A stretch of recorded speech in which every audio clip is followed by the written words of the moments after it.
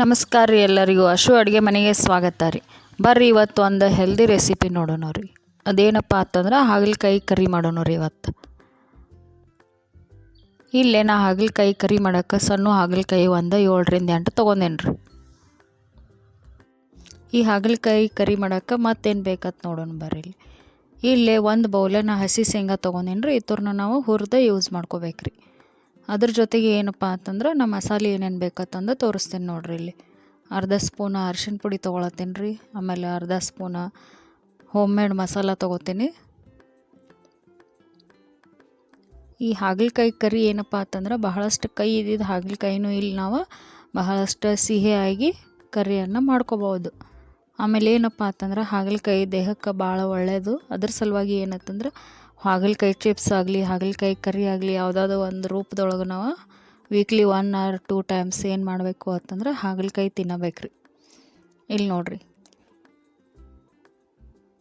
ಅರ್ಧ ಸ್ಪೂನು ಅರಿಶಿಣ ಪುಡಿ, ಅರ್ಧ ಸ್ಪೂನು ಹೋಮ್ ಮೇಡ್ ಮಸಾಲ, ಅರ್ಧ ಸ್ಪೂನ್ ಉಪ್ಪು ಮತ್ತು 2 ಸ್ಪೂನ್ ಏನಂತಂದ್ರೆ ಮಸಾಲೆ ಖಾರ ತೊಗೊಂಡು ಎಲ್ಲನೂ ಈಗ ಚೆನ್ನಾಗಿ ಮಿಕ್ಸ್ ಮಾಡ್ಕೊಳತ್ತೀನಿ ರೀ.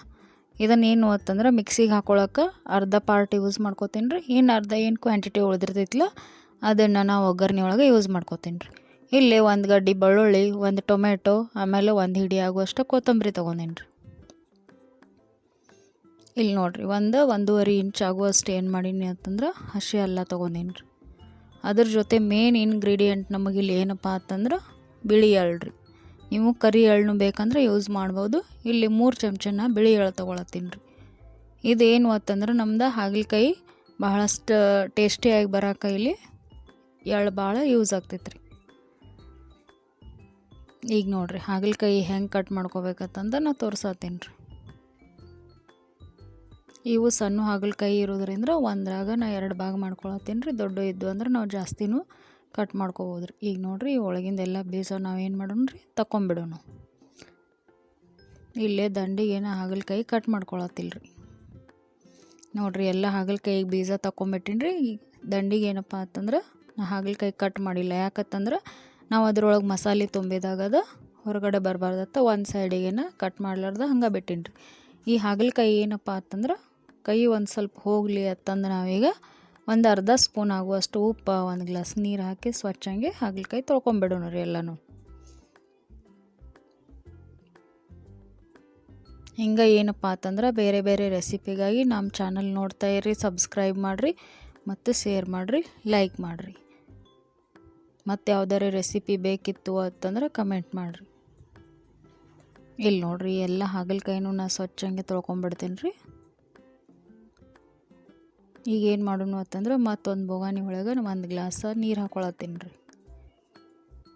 ಯಾಕಂತಂದ್ರೆ ಈ ಹಾಗಲಕಾಯಿ ಎಲ್ಲನೂ ನಾವು ಸ್ವಲ್ಪ ಕುದಿಸ್ಕೊಂಬಿಡೋಣ ರೀ. ಸ್ವಲ್ಪ ಹಾಗಲಕಾಯಿ ಮೆದು ಆಗಲಿ ಅಂತಂದು ನಾನು ಏನು ಮಾಡತ್ತೀನಿ ರೀ, ಈಗ ಹಾಗಲಕಾಯಿ ಕುದಿಯಾಕೆ ಇಡತ್ತೀನಿ ರೀ. 8ರಿಂದ 10 ನಿಮಿಷ ನಾವು ಇದನ್ನು ಕುದಿಸಿದ್ದೀವಿ ಅಂತಂದ್ರೆ ಹಾಗಲಕಾಯಿ ಸ್ವಲ್ಪ ಮೆದುವಾಗಿಬಿಡ್ತಾವೆ ರೀ.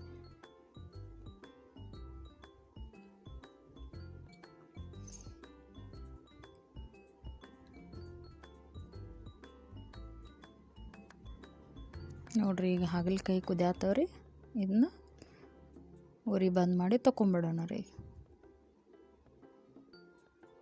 ನೋಡಿರಿ ಉರಿ ಬಂದ್ ಮಾಡಿ ಈಗ ನಾ ಏನು ಮಾಡೀನಿ ರೀ, ಒಂದು 10 ನಿಮಿಷ ಮುಚ್ಚಿಡ್ತೀನಿ ರೀ ಇದನ್ನು. ಈಗ ಏನಪ್ಪ ಅಂತಂದ್ರೆ ನಮ್ಮ ಹಾಗಲಕಾಯಿ ನೋಡಿದ್ರೆ ನೋಡಿರಿ ಕೈ ಒಳಗನ ಕಟ್ ಆಗ್ತಾವ್ರಿ ಹಾಗಲಕಾಯಿ. ಈ ರೀತಿ ಆತಪ್ಪ ಅಂತಂದ್ರೆ ನಮ್ದು ಕರಿ ಈಗ ಮಸ್ತಾಗಿ ಬರ್ತೈತೆ ರೀ. ಇವೆಲ್ಲನೂ ಒಂದು ಪ್ಲೇಟ್ ಒಳಗೆ ತಕ್ಕೊಂಡು ಸ್ವಲ್ಪ ಆರಾಕ್ ಬಿಡೋಣ ರೀ. ಈ ರೀತಿ ಕುದಿಸೋದ್ರಿಂದ ಸ್ವಲ್ಪ ಕೈನೂ ಕಡಿಮೆ ಆಗಿರ್ತೈತೆ ರೀ. ಮತ್ತು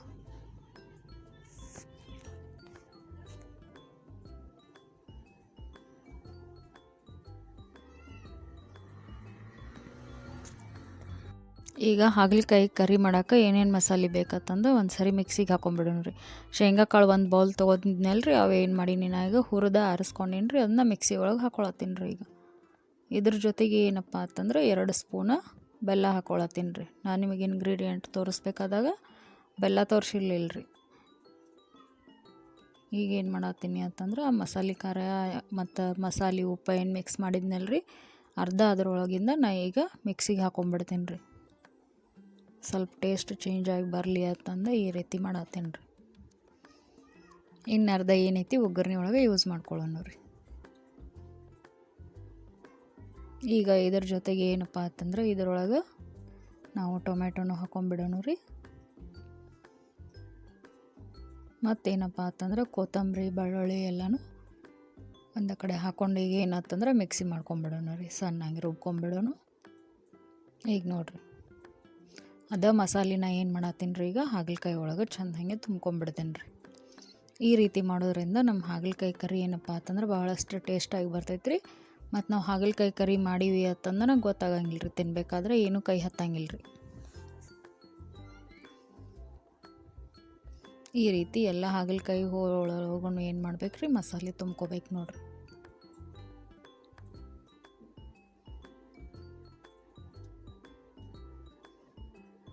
ಈಗ ಒಂದು ಕಡಾಯಿ ಒಳಗೆ 1-2 ಸ್ಪೂನ ಎಣ್ಣೆ ಹಾಕೊಳ್ಳೋಣ ರೀ, ಒಗ್ಗರಣೆ ಹಾಕೋ ಸಲುವಾಗಿ. ಈ ಹಾಗಲಕಾಯಿ ಕರಿ ಏನಪ್ಪ ಅಂತಂದ್ರೆ ಒಂದೇ ಸರಿ ಎಲ್ಲ ಪದಾರ್ಥ ಏನೇನು ಬೇಕು ಅಷ್ಟು ಮಿಕ್ಸಿಗೆ ಹಾಕೊಂಡ್ಬಿಟ್ಟಿವಿ ಅಂತಂದ್ರೆ ಒಗ್ಗರಣೆ ಒಳಗೆ ಜಾಸ್ತಿ ಏನು ಸಾಮಾನುಗಳು ಹಾಕಕ್ಕೆ ಹತ್ತಂಗಿಲ್ಲ ರೀ ನಮಗೆ. ಈಗ ಇಲ್ಲ 2 ಸ್ಪೂನ್ ಎಣ್ಣೆ ಒಳಗೆ 1/2 ಸ್ಪೂನ್ ಆಗುವಷ್ಟು ಸಾಸಿವೆ ಹಾಕ್ಕೊಂಡಿನಿ ರೀ. ಈಗ ಸಾಸಿವೆ ಚಟಪಟ ಅನ್ಬೇಕಾದ್ರೆ ಏನು ಮಾಡತ್ತೀನಿ, ಜೀರಿಗೆ ಹಾಕ್ಕೊಂಡಿನಿ ನೋಡ್ರಿ.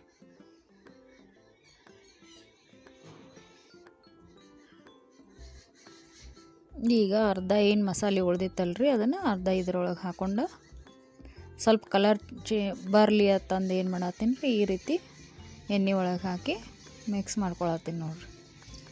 ಈಗೇನಪ್ಪ ಅಂತಂದ್ರೆ ಅಗದಿ ಸಿಂಪಲ್ ರೀ, ಇವು 3 ಸಾಮಾನು ಹಾಕಿ ನಾವು ಒಗ್ಗರಣೆ ಮಾಡ್ಕೊಂಡು ಕೂಡಲೇ ಈ ಹಾಗಲಕಾಯಿ ಏನು ಮಸಾಲೆ ತುಂಬಿಟ್ಟಿರ್ತೀವಲ್ಲ ರೀ ಅವು ಎಲ್ಲನೂ ಏನು ಮಾಡ್ಬೇಕಂತಂದ್ರೆ ಆ ಎಣ್ಣೆ ಒಳಗೆ ಹಾಕಿ ಚೆಂದಂಗೆ ತಿರುವಾಡ್ಕೋಬೇಕ್ರಿ. ಆಮೇಲೆ ಏನಪ್ಪ ಅಂತಂದ್ರೆ ಆ ಮಸಾಲೆದೆಲ್ಲ ಹಸಿ ವಾಸನೆ ಹೋಗುವವರೆಗೂ ಚೆಂದಂಗೆ ಅದನ್ನು ಫ್ರೈ ಮಾಡ್ಬೇಕ್ರಿ ಎಣ್ಣೆ ಒಳಗೆ.